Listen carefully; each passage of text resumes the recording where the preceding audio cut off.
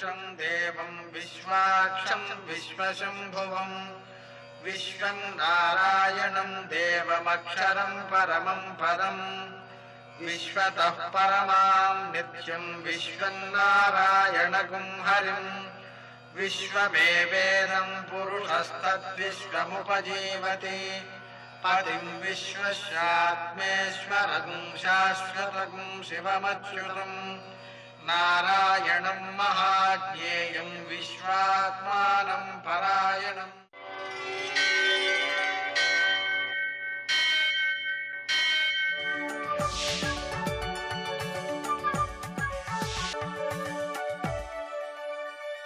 सूर्यशौर्यमथेन्दुरिन्द्रपदवी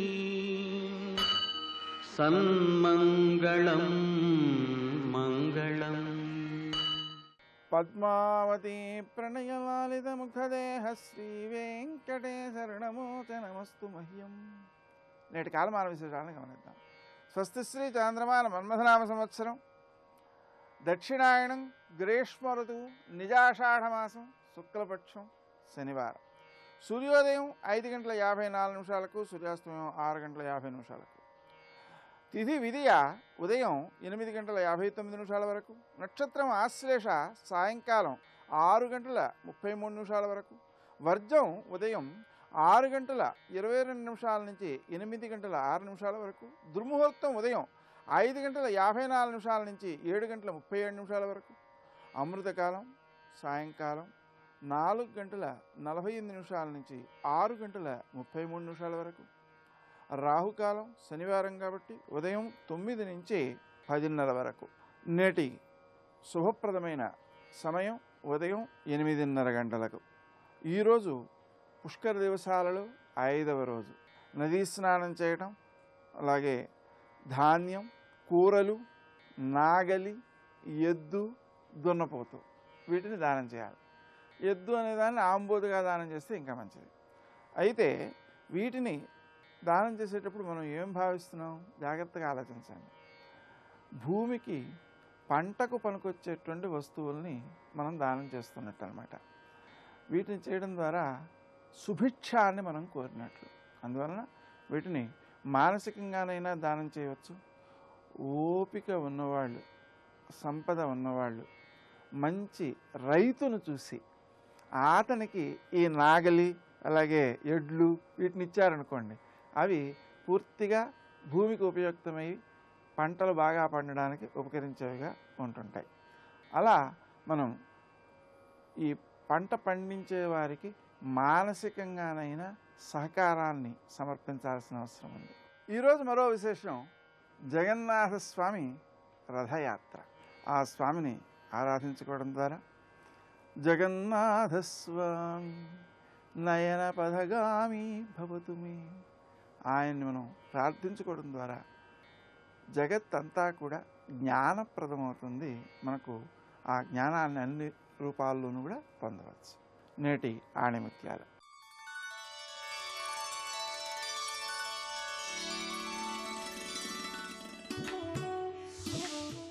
నిరంతరం సుఖ సంతోషాలతో ఉండాలనుకోవడమే మనస్తాపానికి మూల కారణం.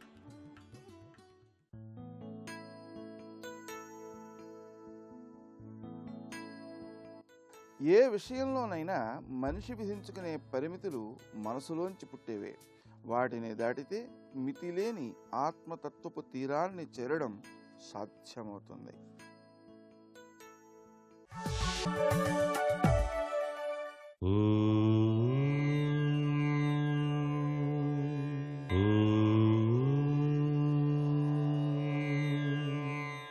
ఓం నమో నారాయణాయ. ఓం నమః శివాయ. శ్రీమాత్రే నమః. పుష్కర స్నానం పుణ్యస్నానం కాబట్టి గోదావరి నదీమ తల్లికి మహాపుష్కరాలు ప్రారంభమైన ఈ తరుణంలో ఈరోజు శనివారం తప్పనిసరిగా పవిత్రవంతమైనటువంటి స్నానాదులన్నీ కూడాను ఆచరించి అర్ఘ్యప్రదానాదులు చేసి విష్ణు సహస్రనామ పారాయణ లేక ఆ పరమాత్మకు సంబంధించినటువంటి పారాయణ తత్వంలో మనసు నిండా చక్కగా ధ్యానాన్ని నింపుకొని చక్కటి పొడి వస్త్రాన్ని ధరించి బ్రాహ్మణోత్తమునికి వలసినటువంటి ఆ యొక్క దానాదులు కూడా సమర్పించి పితృదేవతలకు పుష్కరం పెట్టాలి అనేటువంటి తలంపు ఉన్నటువంటి వారు ఆ పుష్కరం నదీ తీర ప్రాంతంలోనే కేటాయించినటువంటి స్థలంలో ఆ బ్రాహ్మణోత్తముల వద్ద ఆ పుణ్య విధిని నిర్వహించుకొని గోవిందుడు అనేటువంటి పదంలో ఉన్నటువంటి అత్యంత విశేషవంతమైనటువంటి తత్వాన్ని అర్థం చేసుకొని గోమాతకు సేవ చేసి గోదావరికి గోవిందునికి గోవుకు అవినాభావ సంబంధాలు ఉన్నాయి కాబట్టి గకార ప్రియుడైనటువంటి విఘ్నేశ్వరుడికి కూడా అంతటి దివ్యవంతమైనటువంటి శక్తి సంపన్నత ఉంది.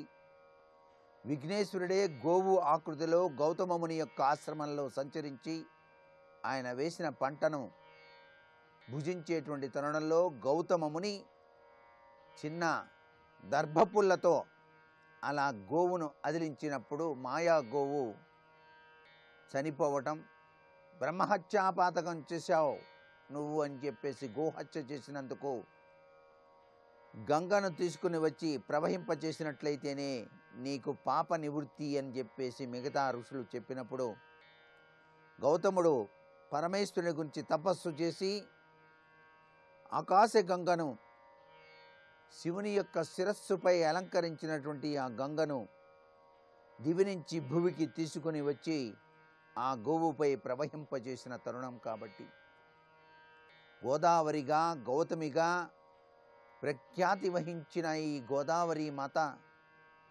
మహాపుష్కర సందర్భంలో పుష్కరుడు కొన్ని కోట్ల దేవతా స్వరూపంలో నిక్షిప్తమై ఉన్నటువంటి ఈ తరుణంలో శనివారం గ్రహచార రీత్యా సంభవించేటువంటి విపత్కర పరిస్థితుల నుంచి బయల్పడుతూ చక్కటి యోగవంతమైన ప్రభావ జీవితాన్ని మనం పొందడానికి వీలుగా శనివారం నాడు ధాన్యం, ఎద్దులు, నాగలి, అలాగే పాలు ఇటువంటివి కూడా దానం చేసినట్లయితే సత్వర ఫలితాన్ని పొందుతారు సుమా. ఇది గోదావరి పుష్కర సందర్భంగా మన సాంప్రదాయ లక్షణం. ఈరోజే పూరి జగన్నాథ రథోత్సవ కార్యక్రమం జరిగేటువంటి శుభగడియలు. ఆ జగన్నాథ రథ చక్రాలు ఎవరైతే ఆ స్వామివారిని దర్శించి ఆ విధంగా ఆ రథోత్సవంలో పాల్గొంటారో ఈ యొక్క పుణ్య సమయంలో వారి యొక్క జన్మ సుకృత పాపాలన్నీ కూడా పటాపంచలైపోయి అదృష్టకరమైనటువంటి జీవితాన్ని కాలానుగుణంగా సాగించడానికి ఆస్కారం ఎంతగానో ఉంటుంది సుమా. సర్వే జనా సుఖినో భవంతు.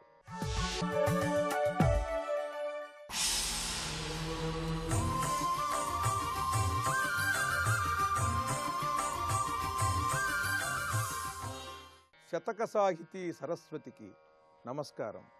ముడిపిరి సుబ్బారాయడు కడుకొను స్నేహమున నాదు కడకంపెను నీ వడువుననే కావలెనని జడమతి నద్దాని తెలియజాలన చిపా. ముడిపిరి సుబ్బారాయుడు అనేటువంటి వడ్రంగం చేసే ఆయన కడుకొను స్నేహమున నాదు కడకంపెను, నా మీద ఎంతో స్నేహంతో నేను బాగుపడాలనేటువంటి ఉద్దేశంతో నిన్ను నా దగ్గరకు పంపించాడు. ఓ టెంకాయ చెప్ప, నిన్ను ఈ విధంగా అందంగా మలచి వడ్రంగం చేసే నా మిత్రుడు ముడిపిరి సుబ్బారాయడు కడుకొను స్నేహమున నాదు కడకంపెను, నా దగ్గరకు నిన్ను పంపించాడు. ఏదో కానుక ఇచ్చాడు అని అనుకున్నాను తప్పితే నేను బాగుపడాలని నిన్ను నా దగ్గరకు పంపించాడు. ఎందుకనంటే నీ సాంగత్యంలో నేను కూడా గొప్ప యోగస్థితికి చేరుకుంటాను అని ఆ సుబ్బారాయుడు ఊహించాడు. నీ వడువుననే కావలెనని, నీ విధంగానే కూడా నిరాడంబరంగా ఉంటూ ఏ విధమైనటువంటి భావానికి కూడా స్పందించకుండా చేయవలసిన కర్తవ్యాన్ని మాత్రం చేసుకుంటూ ముందుకు వెళ్ళేలాగా ఒక నిష్కామముతో కర్మ సన్యాసయోగినై కర్మ చేసేటువంటి స్థితిని నీవలే నేను కూడా అలవర్చుకుంటాను నిన్ను చూచి అని నిన్ను కానుకగా నా దగ్గరకు పంపించాడు. జడమతి నద్దాని తెలియజాలన చిపా, నేను మందమతినై ఆ విషయం తెలుసుకోలేకపోయాను ఎన్నాళ్ళు. నువ్వు రామకార్యానికి వెళ్ళి ఇంతంత ధనం సేకరించి తీసుకుని వస్తుంటే నాకు ఇప్పుడు అనిపిస్తున్నది, నువ్వు ఎంత నిష్కామంగా నిర్మమంగా ఈ రామకార్యాన్ని చేస్తున్నావు. నీలాగా చెలించకుండా ఈ సేవ చేయటం ఎలా నాకు అంటూ గొప్ప యోగ సాధకులై టెంకాయ చిప్పలో ఒక మహాయోగీశ్వరుణ్ణి దర్శించి ఈ టెంకాయ చిప్ప దీన్ని రంపంతో చాలా కళాత్మకంగా, విశేషముగా, విలక్షణముగా, విశిష్టముగా దీన్ని చిత్రించి చిత్రిక పట్టి దీన్ని ఒక చక్కని కమండలం ఆకారంలో చేసి ఈయనకు కానుకగా సమర్పించినటువంటి ఈయన అభిమాని స్నేహితుని కూడా విస్మరించకుండా కృతజ్ఞతాభావంతో ఆ ముడిపిరి సుబ్బారాయుణ్ణి కూడా స్మరిస్తూ ఈ శతకంలో ఆయన పేరిట ఒక పద్యాన్ని వ్రాసి, ఆయన నా బాగు కోరాలి అని నిన్ను నా దగ్గరకు పంపించాడు, నీ లక్షణాలను నేను కూడా అలవరుచుకోవాలని అంటూ ఆయన కూడా ఈయన యొక్క శ్రేయోభిలాషి కనుక యోగస్థితిలోనే ఈయన మహోన్నత స్థితికి వెళ్ళాలని ఆయన కోరుకున్నట్లుగా భావిస్తూ పరమాద్భుతమైనటువంటి కల్పనలతో, సత్యముతో, అనుభూతితో, భక్తితో, ఆర్తితో, కృతజ్ఞతతో ఆయన ఎక్కడెక్కడకు వెళ్ళి ఎవరెవరి నుండి ఏ విధమైన విరాళాలు సేకరించారో వారందరి పట్ల కూడా సద్భావముతో వారందరినీ కూడా పేరు పేరున పద్యములలో పేర్కొంటూ పరమాద్భుతంగా ఈ శతకాన్ని మనకు అందించిన ఆంధ్ర వాల్మీకి వాసుదాస స్వామి గారి టెంకాయ చెప్ప శతకంలోని మరికొన్ని పద్యాలను గురించి రేపు ఉదయం తెలుసుకుందాం. జై శ్రీరామ్. పంచముఖ ఆంజనేయ ప్రణామమయ్యా, దశభుజారుద్ర తేజ దండములయ్యా, దశభుజారుద్ర తేజ దండములయ్యా, పంచముఖ ఆంజనేయ ప్రణామమయ్యా. సీతాముదారచరితాం విధిసాంబ విష్ణువన్యాం త్రిలోకజననీం నతకల్పవల్లీం హేమైరనేకమణిరంజితకోటిభాగైః భూషాచయైరనుదినం సహితాం నమామి శ్రీ సీతాం నమామి. రామాయ రామభద్రాయ రామచంద్రాయ వేధసే రఘునాథాయ నాథాయ సీతాయా పతయే నమః. శివాయ గురవే నమః. శ్రీమాత్రే నమః. శ్రీ విష్ణురూపాయ నమః శివాయ. శ్రీరామ జయ రామ జయ జయ రామ. త్రిజట తాను ప్రాతకాలంలో దర్శించినటువంటి స్వప్నంలోని విషయాలన్నింటినీ కూడా రాక్షస స్త్రీలకు చెప్తూ ఉన్నది. అందులో రామచంద్రమూర్తి వివిధములైనటువంటి అలంకారాలతో వివిధ వాహనాలపై కనబడ్డాడు. మొదట పల్లకిపై, ఆ తర్వాత ఏనుగుపై, ఆ తర్వాత వృషభములు పూంచినటువంటి ఒక తెల్లని రథముపై ఉన్నాడు స్వామి. ఇక్కడ వృషభములు అన్నప్పుడు వృషభము ధర్మానికి సంకేతం. అలాంటి ఉన్నతమైనటువంటి వృషభములు పూంచినటువంటి రథంపై ఉన్నాడు లక్ష్మణ సహితుడైనటువంటి రామచంద్రమూర్తి. అంతేకాకుండా ఆరుహ్య పుష్పకం దివ్యం విమానం సూర్య సన్నిభం, సూర్యకాంతితో సమానమైనటువంటి పుష్పక విమానాన్ని అధిరోహించి సీతాలక్ష్మణ సమేతుడై పురుషోత్తముడైన రామచంద్రమూర్తి ఉత్తర దిశ వైపు వెళ్ళడం నాకు గోచరించింది. ఉత్తరాం దిశమాలోక్య జగామ పురుషోత్తమ. ఇక్కడ పురుషోత్తమ అనే శబ్దము సాక్షాత్ విష్ణువే రాముడు అనేటువంటి విషయాన్ని తెలియజేస్తున్నది. ఏవం స్వప్నే మయా దృష్టో రామో విష్ణుపరాక్రమ, విష్ణుపరాక్రముడైన రాముడు. ఇక్కడ కూడా విష్ణు శబ్దం ద్వారా రామనారాయణుడు అనే భావాన్ని ప్రతిపాదిస్తున్నాడు వాల్మీకి. లక్ష్మణేన సగభ్రాత్రా సీతయా సగభార్యయా. ఇలా సీతాలక్ష్మణులతో కలిసి రామచంద్రమూర్తి ఉత్తర దిశ వైపు వెళ్ళాడు. ఇక్కడ దిక్కుల్లో కూడా మంగళ దిశలు అని చెప్పబడుతుంటాయి. తూర్పు, ఉత్తరము ఈ రెండు మంగళ దిశలు. అందుకు ఉత్తర దిశ వైపు రాముడు వెళ్ళాడు అనేది విజయానికి సూచన. మొత్తానికి ఇక్కడ తెలిసిన విషయం ఏంటంటే రామచంద్రమూర్తిని దేవతలు కానీ దానవులు కానీ ఓడించలేరు. నాకి రామో మహాతేజ శిక్షోజేతం సురాసురై. ఇది రాముని యొక్క దివ్యమైనటువంటి మహిమ. నా కళ్ళారా కలల్లో నేను చూసినది. రాక్షసైర్వాపి చాన్యైర్వా స్వర్గ పాపజనీరిభా. పాపాత్ములు స్వర్గాన్ని ఎలా చేరలేరో దేవదానవులు రామచంద్రమూర్తిని అలా జయించలేరు అన్నారు. దీన్ని బట్టి రామచంద్రమూర్తి స్వర్గ సమానమైనటువంటి దివ్యమైన వాడు అని చెప్పడం ఇందులో ఉన్న అంతరార్థం. ఇక మనవాళ్ల కథ, వాళ్ళు కనబడ్డారు కలలో. ఇంతవరకు రాముని యొక్క కథ చెప్పాను. మనవాడు అనగా రావణాసురుడు, ఆయన గారు ఎలా కనబడ్డారంటే రావణశ్చ మయా దృష్ట క్షితౌ తైల సముక్షిత. భూమి యందు అతడు నూనెని ఒంటి నిండా రాసుకుని భూమి మీద దొల్లడం నాకు కనబడింది. పైగా ఎర్రని బట్టలు కట్టుకుని గన్నేరు పూల దండ వేసుకుని పుష్పక విమానం నుంచి నేల మీద పడిపోయినటువంటి రావణాసురుడు నాకు కనబడ్డాడు.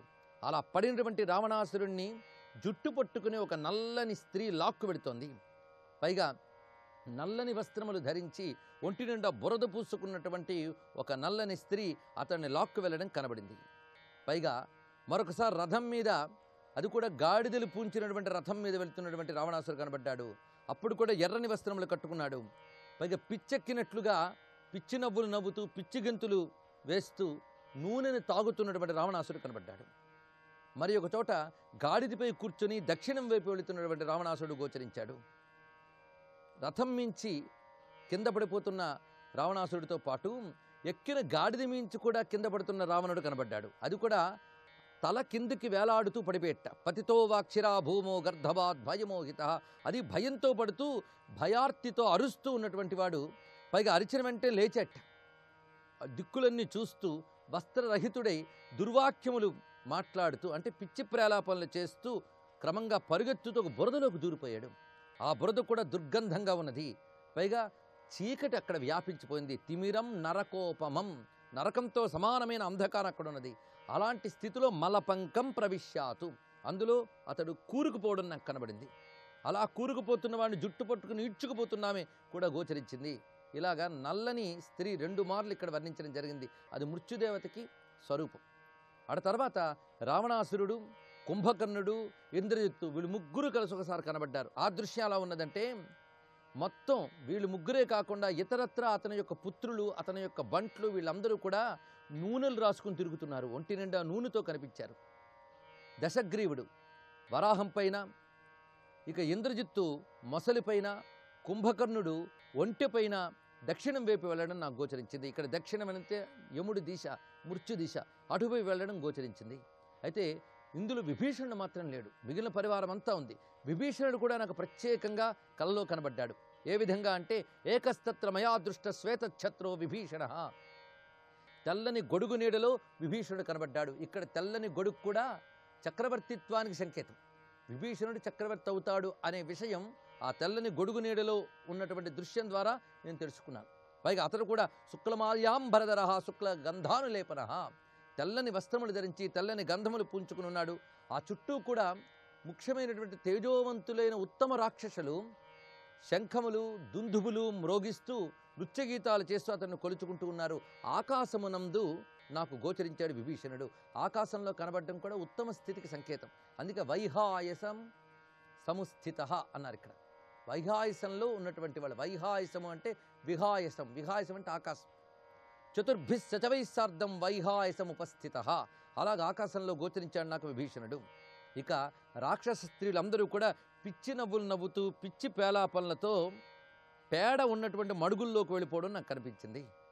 అయితే మరొక దృశ్యం ఆశ్చర్యకరంగా కనబడుతున్నది ఏంటంటే లంకా దృష్ట మయా స్వప్నే రావణేనాభిరక్షిత దగ్ధ రామస్య దూతేనా వానరేణ తరస్వినా. రావణుడు ఎంతో ప్రేమగా పాలించుకుంటున్నటువంటి లంకానగరం అంతా కూడా రాముడు పంపిన ఒక దూత చేత, అది వానరుడి చేత తగలబడ్డం నాకు కనబడింది అన్నది. అతి త్వరలో జరగబోయేటువంటి అంశం అది కూడా గోచరించిందిట. అందుకే మనకు స్వప్నశాస్త్రంలో చెప్తున్న విషయం ఏంటంటే ప్రథమ యామంలో అంటే రాత్రి 4 జాములుగా విభజన చేసినట్లయితే మొదటి జాములో కన్నటువంటి కలలు 3 సంవత్సరాల తర్వాత ఫలిస్తాయట. రెండవ జాములో కన్నటువంటి కలలు 2 సంవత్సరాల తర్వాత ఫలిస్తాయి. ఇక 3వ జాములో కనినటువంటి కలలు 1 సంవత్సరం తర్వాత ఫలిస్తాయి. 4వ జాములో కన్నటువంటిది 6 నెలల్లో ఫలిస్తుందిట. ఉషక్కాలంలో కనినటువంటి కళ మొత్తం 15 రోజుల్లో ఫలిస్తుంది. అది అరుణోదయంలో కన్నటువంటి కళ, అంటే కాసేపట్లో సూర్యుడు ఇస్తాడనగా ఏవైనా స్వప్నములు వస్తే అది అతి శీఘ్రముగా ఫలిస్తుందిట. ఇప్పుడు హనుమంతుడు ఈ విధంగా తగలబెట్టడం అనేది ఆ అరుణోదయారంభ కాలంలో వచ్చినటువంటి కలగా మనం తెలుసుకోవచ్చు. ఆ విధంగా ఎప్పుడైతే వివరించినదో అది విని మొత్తం రాక్షస స్త్రీలందరూ కొంచెం భయపడ్డారట. ఇక్కడ విశ్వనాథ వారు కొన్ని భావాలు చెప్తారు. ఆ రాక్షస స్త్రీలు ఒక్కసారి భయాన్ని కప్పిపుచ్చుకోవడానికి కొంతమంది అన్నట్ట, ఏం కలలే నిజమవుతాయేమిటి, తిన్నది అరక్క త్రిజటి ఏవేవో కలలు కానీ అవన్నీ చెప్పి భయపెడుతోంది అన్నారట. ఇది సహజంగా వచ్చేటువంటి రియాక్షన్సే, స్పందనలే, లోక సహజవి. ఒక ఆమె అన్నదిట, ఎవరో కోతి వచ్చి మొత్తం తగలబెడతాడు అని కలగందిట. మొత్తం లంకనంతటి తగలబెట్టగలిగేటువంటి ఒక మహావానరం ఎక్కడైనా ఉందా? మనకు తెలిసి గొప్ప ప్రతాపంతటి వానరుడు ఒక్కడే ఉన్నాడు. వాడెవడు? వాలి. ఆ వాలి ఎలాగూ రావణునికి సఖుడు. మరి ఈ కొత్త కోతి ఏమిటి? అంత కోతి ఎవడు అవనిలోన అతడు వాలి, రావణునకు వాడు సఖుడు. అంత కోతి మరుల అగుపింపవలెనన్న శివుడు కోతి రూపు చెందవలయు. మళ్ళీ అంత వానరం రావాలంటే శివుడే వానరుడే రావాలి, ఇంకే సాధ్యమవుతుందా అన్నదట ఒక రాక్షస స్త్రీ. ఆమె నోట ఏ ధ్వని ఉన్నదో కానీ నిజంగా శివుడే వానరుడే వచ్చి ఆ చెట్టు కొమ్మ మీదే కూర్చున్నాడు, అది తెలియదు పాపం రాక్షస స్త్రీలకి. ఈ విధంగా అందరూ అనుకున్నారు. కొంతమంది భయచకితులయ్యారు. అటు చూసి ఏం చేయాలన్నట్లుగా చూస్తున్నట్ట. అప్పుడు చెప్తున్న త్రిజట, ఒక్కటి నిజం, ఈ తల్లి జయం సాధిస్తుంది, సీతాదేవి జయం సాధిస్తుంది. సీత యొక్క భర్త అయిన రాముడు సామాన్యుడు కాడు, అతడు జగదేక వీరుడు, జగదీశ్వరుడు. ఆయన తప్పకుండా విజయాన్ని సాధిస్తాడు, రావణుడు తప్పకుండా ఓడిపోతాడు, లంక అంతా నశిస్తుంది. కాబట్టి ఇప్పుడు మీరు జాగ్రత్తగా ఉండాలి, లేకపోతే సీతను దుఃఖింపజేస్తే ఆ రాముని చేతులు మీకు కూడా శిక్ష తప్పదు సుమా. ఇప్పుడే ఆమెను మీరు ప్రసన్నం చేసుకోవాలి అనగానే ఇంతవరకు అనరాని మాటలని, చెయ్యరాని భయంకరమైన చేష్టలతో ఆమెను భయపెట్టేటువంటి రాక్షస స్త్రీలకు భయం కలిగిందిట. ఒక్కసారి ఆమెను చూసి ఇన్ని మాటలాడిన మమ్మల్ని సీత మళ్ళీ క్షమిస్తుందా అన్న భావంతో చూశారట. అప్పుడు త్రిజట ఒక మాట అన్నది, ఎన్ని తప్పులు చేసినా ఒక్కసారి నమస్కరిస్తే చాలు, అన్ని తప్పుల్ని క్షమించగలిగే ఉత్తమురాలు ఈ తల్లి అన్నదిట. ఇది నిజంగా జగదంబా లక్షణం, ఆ పరమేశ్వరు యొక్క లక్షణం అది. ఎన్ని తప్పులు చేసినా క్షమించగలిగేటువంటి అపార కృపా స్వరూపురాలు అమ్మవారు. అందుకు ఆమె అమ్మవారు అనే భావాన్ని ఈ మాట ద్వారా త్రిజట చెప్తూ ఉన్నది.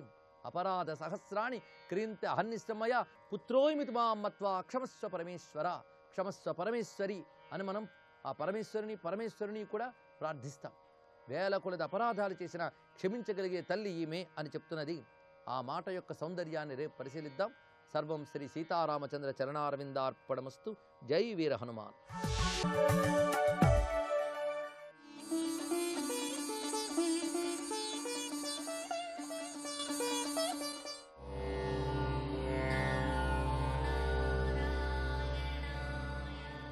దేశంలోని సుప్రసిద్ధ పుణ్యక్షేత్రాలలో ఒకటిగా శ్రీ జగన్నాథ స్వామి వారి దివ్యక్షేత్రాలలో ప్రముఖమైందిగా విరాజిల్లుతున్న ప్రసిద్ధ పుణ్యక్షేత్రం పూరి.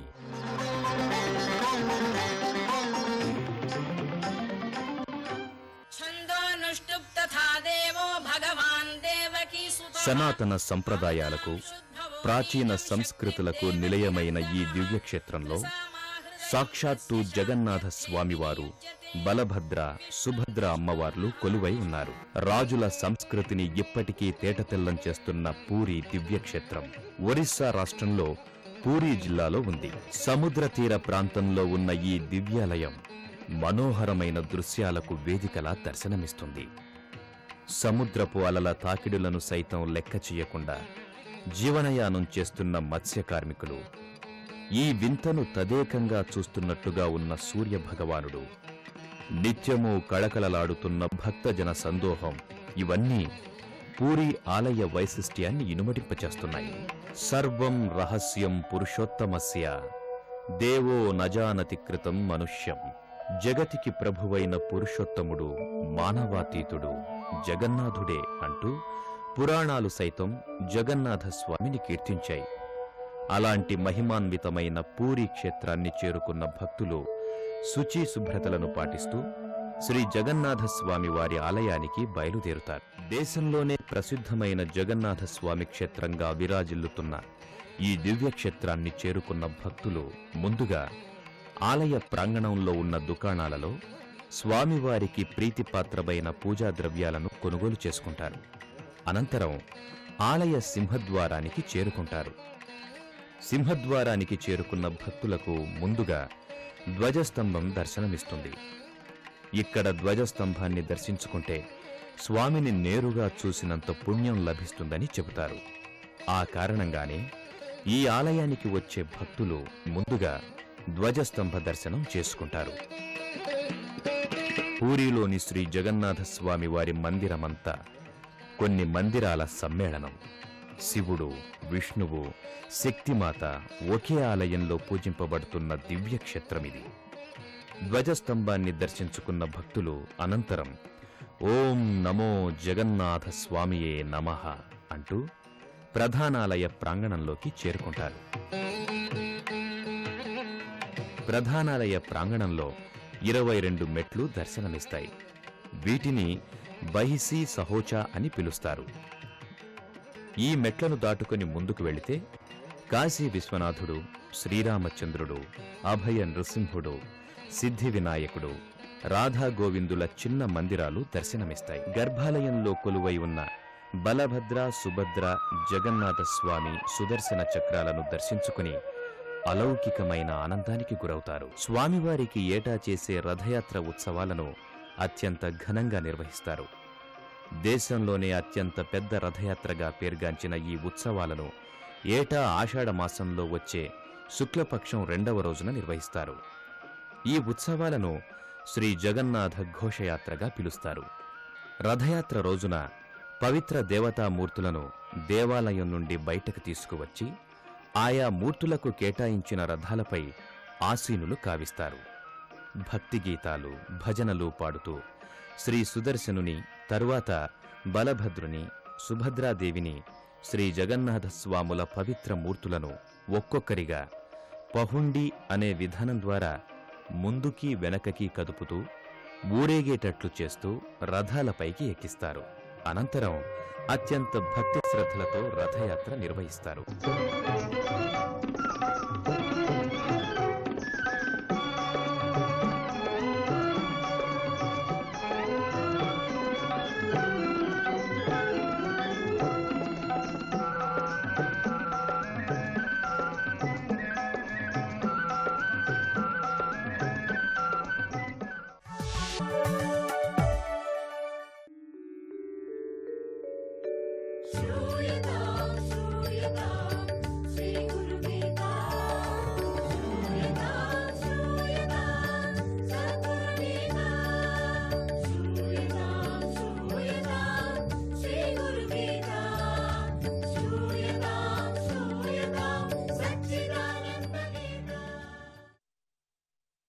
పరీక్షిత్తు రాజు అటు వెళ్ళగానే ఇటు శృంగి లోపలికి వచ్చి తండ్రిని చూసి అమితమైన కోపంతో, నా తండ్రిని అవమానపరిచినవాడు ఈ రోజు నుంచి 7వ రోజున తక్షకుడనే సర్పరాజు కాటుకు గురి అయి మరణించునుగాక అని శాపం పెట్టడని చెప్పుకున్నాం కదా. ఇక్కడ శృంగిలో కూడా సహనం, విచక్షణ, జ్ఞానం నశించాయి. శృంగి తండ్రి మెడలో ఉన్నటువంటి చచ్చిన పామును తీసి దూరంగా పారేశాడు. ఆ సమయంలో శమీకునికి కళ్ళు తెరిచాడు నిదానంగా. మా మహాముని జరిగింది తెలుసుకున్నాడు. శృంగిని మందలించాడు. ఇలా బోధ చేశాడు, నాయనా, కోపము తపస్సులను చెడగొడుతుంది, అష్టసిద్ధులను నశింపజేస్తుంది. కాబట్టి తపోధనులకు, సాధకులకు కోపం ఉండరాదు, కోపం పనికిరాదు. ఓర్పు లేనివాడి తపస్సు చిల్లు ఉన్న కుండలోని నీరు వంటిది అని పలికాడు. ఎంత మంచిది చూడండి. కుండనే అది, కానీ నీళ్లున్నాయి, కానీ చిల్లు కూడా ఉంది. నీళ్లున్నాయని చెప్పడానికి వీలు లేదు కదా, కాసేపటికి కారిపోతాయి. కానీ కొండ అట్లయిపోతుంది. ఇంత పెద్ద తపస్వి అనేటువంటిది పెద్ద శరీరం ఉంటుంది, అంతేగాని దాంట్లో ఏమీ లేనటువంటి ఒక కుండలాగా. అందుకని చిన్న ఒక రంధ్రం ఉన్నప్పటికి కూడా అది అన్ని నీళ్ళన్నీ పోతాయి. ఓర్పు లేని వాడి తపస్సు అంటే చిల్లు ఉన్న కుండలోని నీరు వంటిది, నీళ్ళు ఎక్కడ ఉంటాయి దాంట్లో అని పలికాడు. జరిగిన విషయాన్ని పరీక్షితుకు తెలిపి రమ్మని ఒక శిష్యుడిని పంపాడు. ఎంత పని చేశావు నువ్వు, ఎవరనుకున్నావు నువ్వు, అంత మంది చక్రవర్తి కదా, మనం ఆయన రాజ్యంలో తపస్సు చేస్తున్నాం కదా, తప్పు పొరపాటు చేశావు నువ్వు అని వెంటనే వెళ్ళి మీరు ఆ పరీక్షితుకు తెలిపేసి రండి అని ఒక శిష్యుడిని కూడా పంపించాడు. కనుక క్రోధం విషయంలో సాధకుడు జాగ్రత్తగా ఉండాలి, శాంతంతో దాన్ని గెలవాలి. ఎంత అనర్థం జరిగిపోయింది, ఏం కథ, ఇక ముందుకు ఏమిటి, ఆయన పాము కరి చచ్చిపోతే ముందుకు రాజ్యం గతి ఏంటి, మన గతి ఏంటి, చాలా పొరపాటు చేశారు.